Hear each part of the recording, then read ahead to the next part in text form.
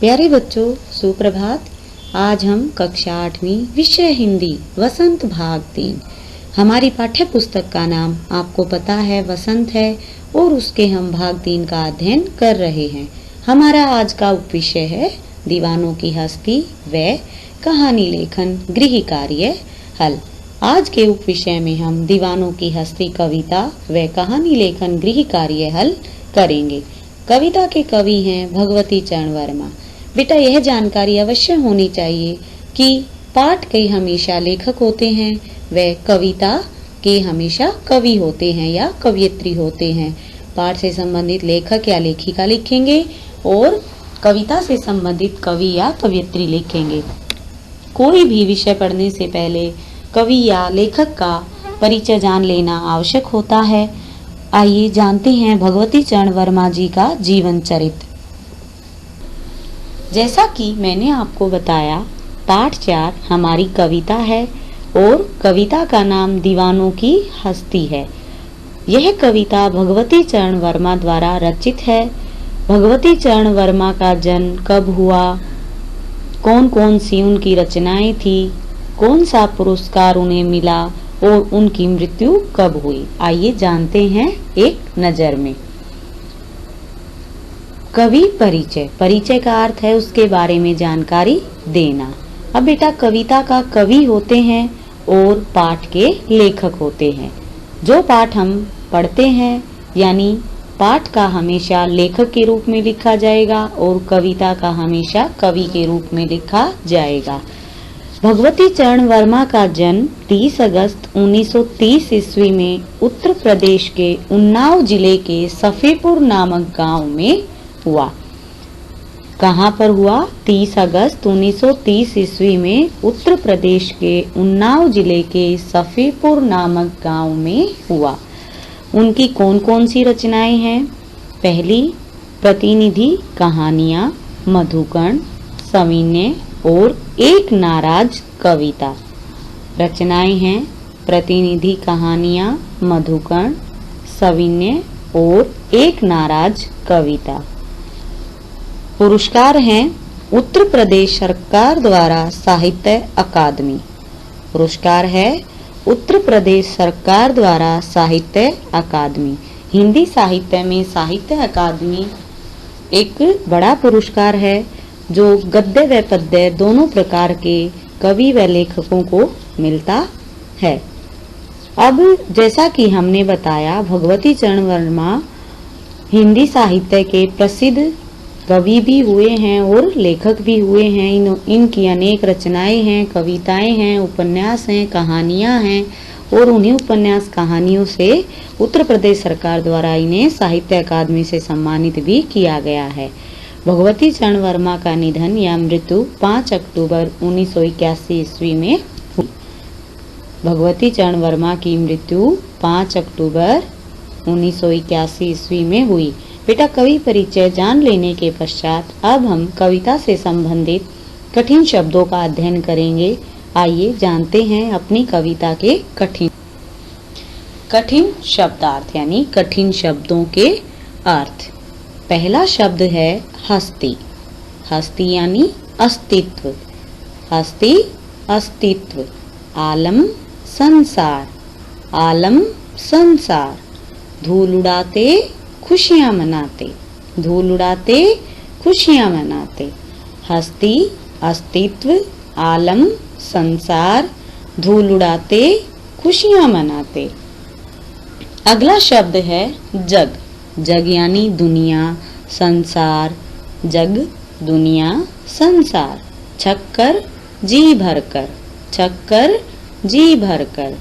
भिखमंगो भिखारी। भिखमंगो भिखारी। स्वच्छंद अपनी इच्छा अनुसार। स्वच्छंद अपनी इच्छा अनुसार। जग, दुनिया, छक्कर, जी भरकर, भिखमंगो, भिखारी, स्वच्छंद अपनी इच्छा। अगला है निशानी चिन्ह। निशानी चिन्ह या छाप। निशानी चिन्ह या छाप। और हृदय। हृदय या मन। और हृदय या मन। असफलता हार।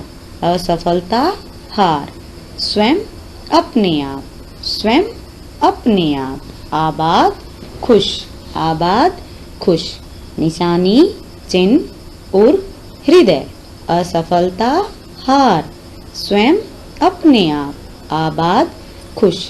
बेटा, जैसे कि हमने कविता से संबंधित कठिन शब्दों का अध्ययन किया, अब हम कविता के सरलार्थ को जानेंगे।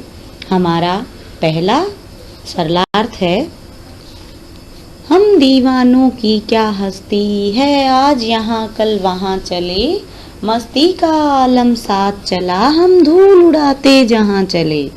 यहाँ पर कविता में जैसे कि हमने अपने कुछ कठिन शब्दों का अध्ययन किया, हस्ती अस्तित्व, मस्ती मौज, आलम संसार, धूल उड़ाते खुशियां मनाते।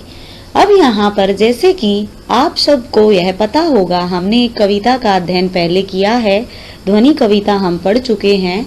उसके पश्चात सबसे पहले हमें कविता में सरलार्थ के लिए किन किन चीजों की आवश्यकता होती है।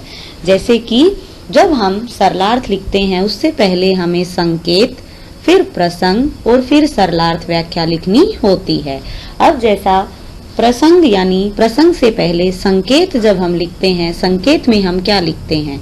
संकेत में हम पहली पंक्ति का पहला अक्षर व अंतिम पंक्ति का अंतिम अक्षर। अब यहाँ पर हम और चले, तो हमारा संकेत हुआ हम चले।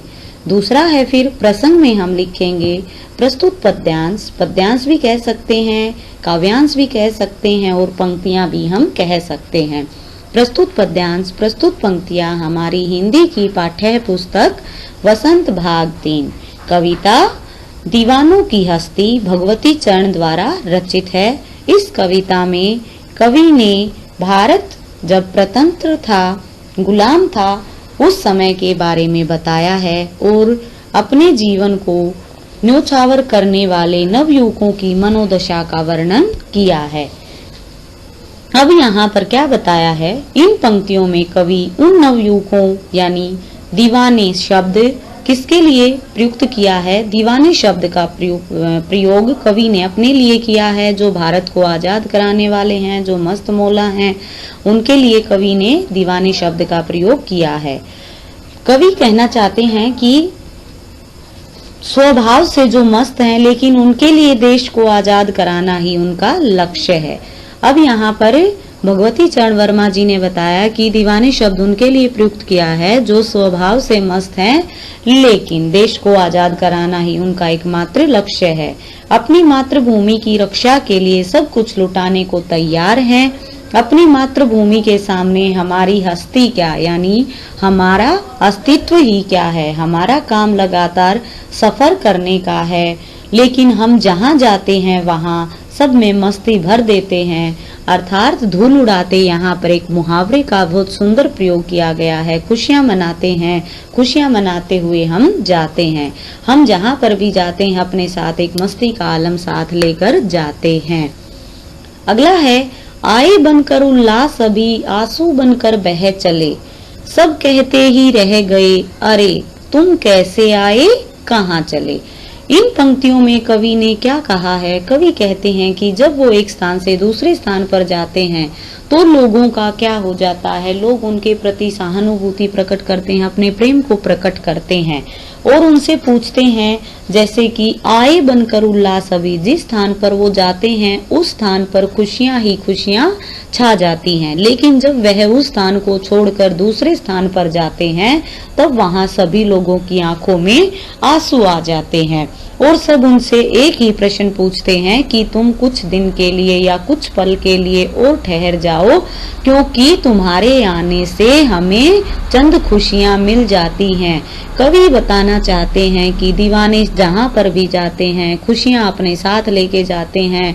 भारतवर्ष पराधीन है, पराधीनता के समय सभी लोग अंग्रेजों के अत्याचार से दुखी हैं और उसी दुख से दुखी होकर लोगों को क्या लगता है, लोगों को लगता है कि दीवाने जब आए हैं उनका एक ही लक्ष्य है मातृभूमि को आजाद कराना और उसी आजादी के लिए वो क्या कर रहे हैं, एक स्थान से दूसरे स्थान पर घूम रहे हैं और उन्हीं स्थानों पर घूमते हुए लोग उनसे प्रेम की परिभाषा समझ रहे हैं और इसी परिभाषा के अनुसार लोग उनसे पूछते ही रह गए कि तुम कैसे आए और अभी इतनी जल्दी क्यों जा रहे हो।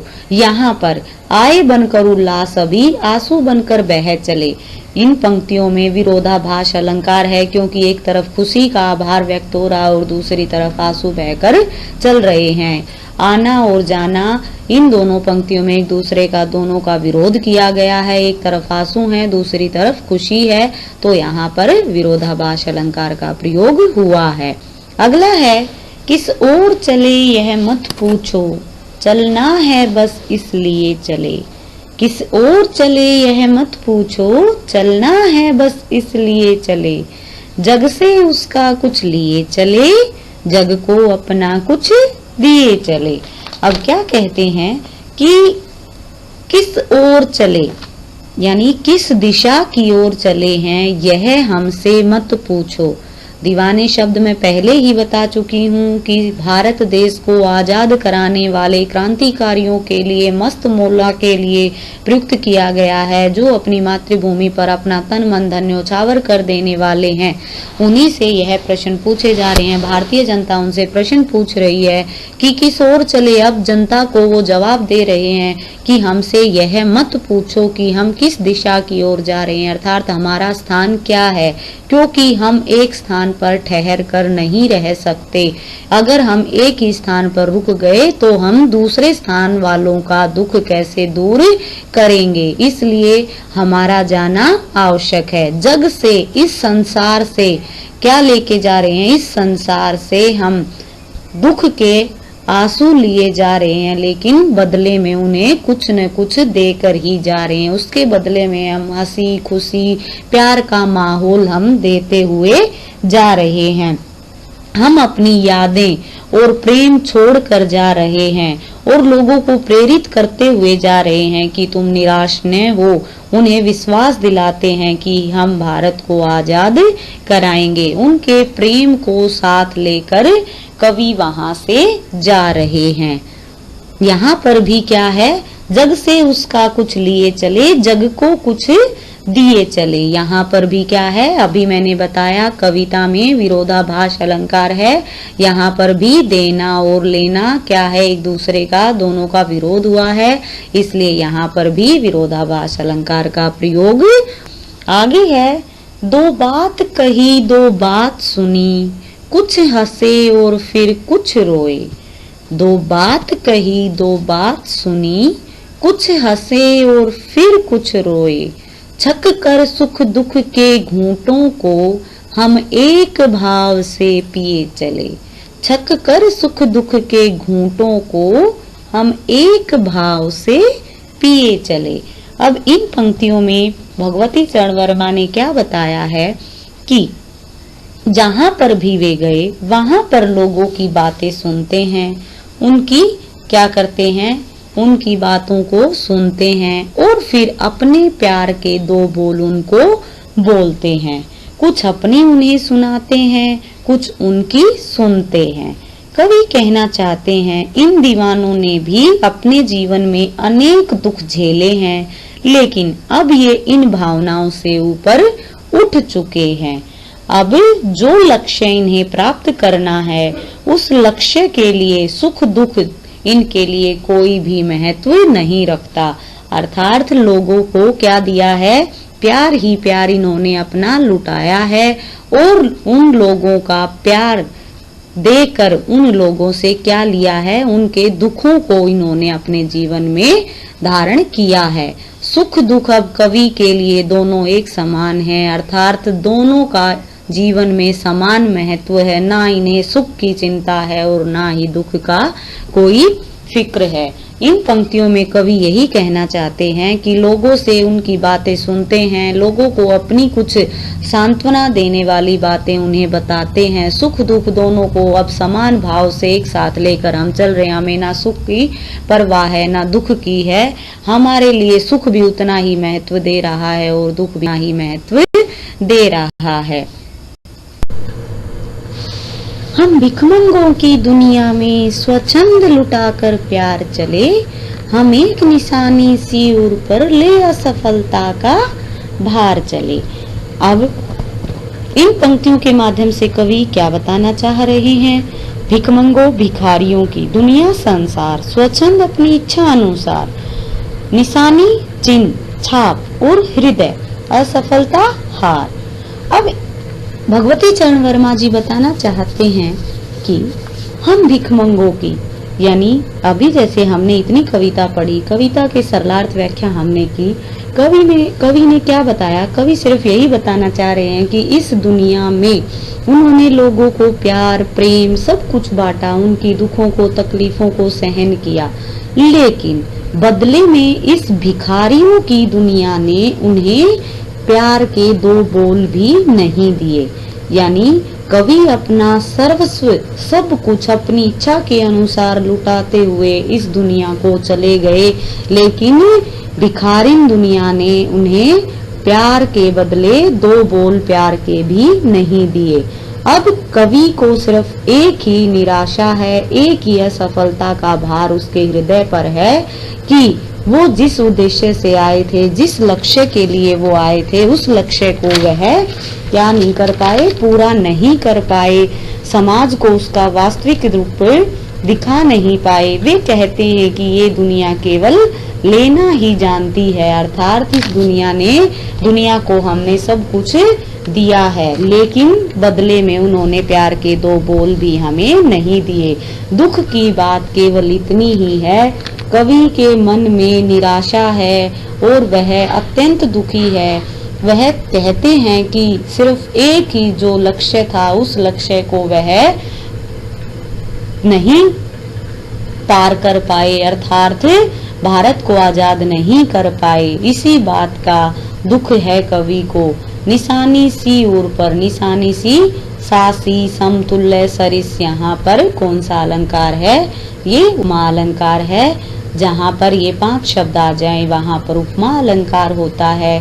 बेटा अलंकार का विषय मैं आपको आगे पढ़ाऊंगी, अपना आगे हिंदी व्याकरण में अलंकार आएंगे तब मैं आपको विस्तृत रूप से इनकी जानकारी दूंगी। अब आगे देखते हैं। अब अपना और पराया क्या, आबाद रहे रुकने वाले, हम स्वयं बंधे थे और स्वयं हम अपने बंधन तोड़ चले। अब कवि क्या कहते हैं कि अब हमारे लिए अपना और पराया कुछ भी नहीं है। जैसे ना कोई हमारा सगा है, ना कोई हमारा संबंधी है, ना कोई हमारा अपना है, ना हमारा कोई दूसरा है। अपना और पराया, अपना यानी हमारा कोई रिश्तेदार या हमारा कोई सगा संबंधी, और पराया यानी दुनिया वाले, हमारे लिए दोनों एक समान हैं। आबाद रहें, आबाद का अर्थ होता है खुश रहें। लेकिन जो इस जहां में रह गया है वह व्यक्ति हमेशा खुश रहे, अर्थात मेरी मन की जो दुआ है, मेरी मन की जो कामना है, मेरी मन की जो इच्छा है वह यही है कि हमारे लिए अपना और पराया कुछ भी नहीं है, लेकिन जो बच गए हैं वो हमेशा खुश रहें। हम स्वयं बंधे थे और स्वयं हम अपने बंधन तोड़ चले।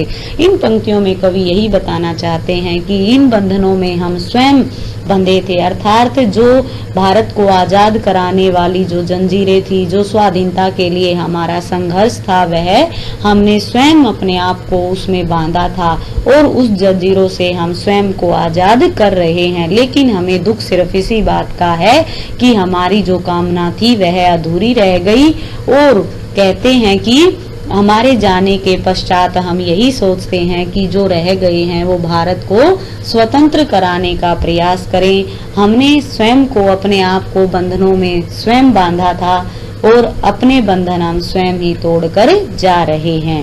प्यारे बच्चों, जैसा कि आज हमने अपनी कविता दीवानों की हस्ती पढ़ी, दीवानों की हस्ती कविता पढ़ने के पश्चात भगवती चरण वर्मा द्वारा रचित हमने यह जाना कि दीवाने शब्द का प्रयोग भगवती चरण वर्मा ने भारत देश को आजाद कराने के लिए किया है। उन क्रांतिकारियों का यहाँ पर वर्णन किया है, लेकिन दीवाने शब्द का यहाँ पर प्रयोग हुआ है। इन पंक्तियों में कवि ने क्या बताया है कि भारत जब स्वतंत्र था भारत गुलाम था, उस समय पर अंग्रेजों ने भारतीय जनता पर जो अत्याचार किए, उन अत्याचारों से दुखी जनता के दुखों को दीवानों ने दूर किया और उनके सारे दुखों को अपने जीवन में धारण करके वो एक स्थान से दूसरे स्थान पर घूमते रहे। लेकिन अंत में जो भिखारिन दुनिया है, उन्होंने प्यार के दो बोल भी नहीं दिए और कभी इन बातों से दुखी होकर एक मन में क्या उदासी लेकर जा रहे हैं कि वो भारत देश को आजाद नहीं करवा पाए। उनका जो स्वप्न था वह अधूरा रह गया और यही कहते हैं कि जो अब लोग बच गए हैं वो भारत को आजाद कराने का प्रयत्न करें और अपने इस संघर्ष को ऐसे ही आगे के लिए रखें। प्यारे बच्चों, आज हमने अपनी कविता पढ़ी। कविता का सरलार्थ व्याख्या मैंने आपको समझाई। अब मैं कविता से संबंधित आपसे मौखिक प्रश्नोत्तर सुनूंगी, ध्यान से सुनिए।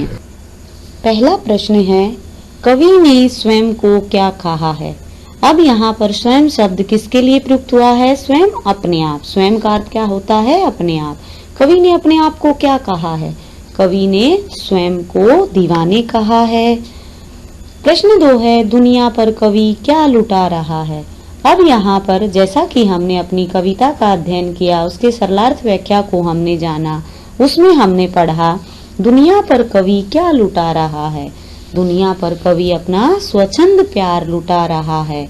क्या लुटा रहा है? अपना स्वच्छंद प्यार लुटा रहा है। अगला प्रश्न है, लोगों के जीवन में कवि क्या लेकर आता है? लोगों के जीवन में कवि क्या लेकर आता है? जैसा कि कविता थी, जग को कुछ दिए चले, जग से कुछ लिए चले, तो लोगों के जीवन में कवि क्या लेकर आता है? प्यार और खुशियां लेकर आता है। लोगों के जीवन में कवि प्यार व खुशियां लेकर आता है। प्यारे बच्चों, आज हमने अपनी कविता दीवानों की हस्ती पढ़ी। कविता से संबंधित कठिन शब्दार्थ आपको अपनी हिंदी की उत्तर पुस्तिका में लिखने हैं व सरलार्थ व्याख्या आपको याद करनी है। अब हम अपनी कहानी लेखन जो हमने कल पढ़ा था उसके गृह कार्य के हल की जांच करेंगे। आइए जानते हैं कहानी के गृह कार्य का हल। हमने जैसा कि बताया कि कल मैंने शीर्षक के आधार पर आपको एक कहानी दी थी, लालच बुरी बला है। उसी शीर्षक को आधार मानकर मैंने एक कहानी यहाँ पर लिखी है। आइए पढ़ते हैं उस कहानी को। एक रामपुर नाम का गांव था, यानी एक गांव था जिसका नाम रामपुर था। उसमें एक किसान और उसके 2 बेटे रहते थे। उसमें एक किसान और उसके 2 बेटे रहते थे। किसान अपने दोनों बेटों से बहुत प्यार करता था। उसने अपने बेटों के अच्छे भविष्य के लिए उन्हें शहर भेजने की सोची और अपने पुश्तैनी मकान को बेच दिया। यहाँ पर पुश्तैनी शब्द का अर्थ होता है अपने खानदानी मकान को बेच दिया। अब रामपुर नाम का एक गांव था, उसमें एक किसान और उसके 2 बेटे रहते थे। किसान दोनों बेटों से बहुत प्यार करता था। उसने अपने बेटों के अच्छे भविष्य के लिए उन्हें शहर भेजने की सोची और अपने खानदानी मकान को। अब किसान ने अपने दोनों बेटों से कहा कि गांव में चोरियां बहुत हो रही हैं, इसलिए उसने सारा पैसा खेत में गाड़ दिया यानी दबा दिया है। फिर उसने कहा कि अब उस मकान का नया मालिक आ जाएगा, हमें अब शहर चलना चाहिए। अब क्या कहा किसान ने कहा कि मैंने वो मकान बेच दिया है और उस मकान बेचने से जो पैसा मिला वह पैसा मैंने खेत में दबा दिया है, छुपा दिया है। अब मकान का मालिक आ जाएगा, क्योंकि जिसने मकान खरीदा है उस मकान का नया मालिक आ जाएगा, इसलिए अब हमें यह गांव छोड़कर शहर जाना पड़ेगा। घर बेचने की बात सुनकर बेटों के मन में लालच आ गया। अब क्या हुआ कि जब बेटों ने सुना कि पिताजी ने घर को बेच दिया है और बेचने से जो पैसा एकत्रित हुआ है वह पैसा सोचकर उन बेटों के मन में लालच आ गया और दोनों सोचने लगे कि क्यों ना मैं ही सारा पैसा हड़प लूं। अर्थात दोनों के मन में एक ही विचार आया। बड़े वाला सोच रहा है कि मैं सारे पैसे को हड़प लूं और छोटे वाला सोच रहा है कि मैं ही सारे पैसे को हड़प लूं। दोनों ने एक तरकीब निकाली और अपने पिता से कहा कि आप पैसा तो लाए ही नहीं। पिता ने उत्तर दिया कि अरे तुम चिंता मत करो, सारे पैसे मेरे पास हैं। अब दोनों ने क्या योजना बनाई कि कैसे न कैसे पिताजी से यही पूछ लेते हैं कि आपने पैसे कहाँ रखे हैं, अर्थात आपने पैसों को कहाँ जमा कर दिया है। रात को बड़ा बेटा उठा और उसने पिताजी के सामान की तलाशी लेने लगा। उसने क्या किया कि वह उठा और अपने पिताजी के सामान की तलाशी लेने लगा। तभी छोटा बेटा आया। दोनों को क्या था, लालच आया हुआ था। दोनों के मन में लालच था। बड़े वाले को भी नींद नहीं आ रही थी और छोटे वाले को भी नींद नहीं आ रही थी। बड़ा बेटा उठा। बड़ा बेटा उठकर जो सामान की तलाशी कर रहा था, उसी समय पर छोटा भी जग गया और वह भी सामान की तलाशी करने लगा। दोनों एक दूसरे से घबरा गए। फिर दोनों बेटों ने योजना बनाई कि इस बूढ़े पिता को ले जाकर क्या करेंगे। अब दोनों क्या सोचते हैं कि दोनों मिलकर पैसा ढूंढते हैं और पैसा ढूंढने के पश्चात जब पैसा मिल जाएगा तब पिताजी को यहीं छोड़ जाएंगे और हम दोनों ही शहर चले जाएंगे। क्यों ना हम दोनों ही मिलकर सारे पैसे ढूंढ लें। जब पैसा मिल जाएगा तब आपस में बराबर बांट लेंगे और शहर में भाग जाएंगे। अब क्या योजना बनाई कि जब हमें सारे पैसे मिल जाएंगे, सारे पैसों के मिलने के पश्चात हम आपस में बांट लेंगे और शहर चले। उन्हें पता ही नहीं चला कि कब पिताजी की आंख खुल गई और उसने सारी बात सुन ली। किसान को अपने बेटों की बातें सुनकर बहुत दुख हुआ। वह सोचने लगा कि पत्नी की मृत्यु के बाद इतने दुख से पाला और आज उन्हीं बेटों ने उसको धोखा दे दिया। अगले दिन किसान ने सारा पैसा निकाला और वृद्धाश्रम को दान दे दिया। वह अपने बेटों की इस बुरी सोच से बहुत दुखी हुआ और घर छोड़कर चला गया। दूसरे दिन नया मकान मालिक आया और उसने दोनों बेटों को घर से बाहर निकाल दिया। अब किसान के बेटों के पास ना घर रहा और ना ही पैसा। पिता का प्यार भी उनसे छिन गया। दोनों पछताते ही रह गए। शिक्षा लालच बुरी बला है। शिक्षा लालच बुरी बला है। प्यारे बच्चों, आज हमने जैसा कि मैंने शीर्षक दिया था आपको, लालच बुरी बला है, उसके आधार पर कहानी आपको बताई, समझाई। आप इसके अतिरिक्त और कोई कहानी भी लिख सकते हैं जिसका शीर्षक लालच बुरी बला है या शिक्षा जिसकी लालच बुरी बला हो सकती है।